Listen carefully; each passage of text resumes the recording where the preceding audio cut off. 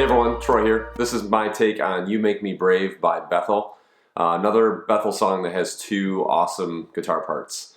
We had the challenge of taking these songs that sometimes have two, up to 6, 7 guitar parts and consolidating them to one, maybe two, if we're lucky enough to have 2 lead guitar players at our church, and trying to make it sound good. And this song has 2 really solid guitar tracks.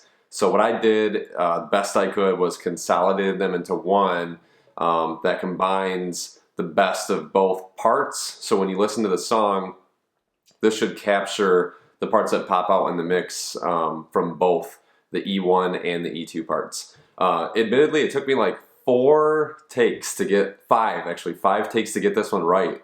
It's one of those songs that if you miss one note, man, it just kind of blows it to smithereens, basically. And you don't really get a break. There's not like a strumming part where you get to kind of regroup and kind of take a deep breath and get ready for the next hard parts. It's just non-stop parts, it seems like, that are very pivotal to the song.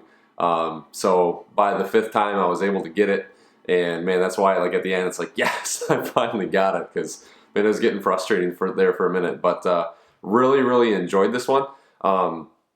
I have noticed searching through the internet to find some ways to play the song that I didn't feel like all the videos out there were quite right. So what I did is I studied the video on YouTube of Bethel playing this song and was able to pick up a few things that I noticed. So I'm hoping this is pretty close. I hope it's helpful for you guys. Sorry for all the rambling. I had a ton of fun with this one and wanted to share with you guys a few things. So here is You Make Me Brave by Bethel. Hope you guys enjoy it.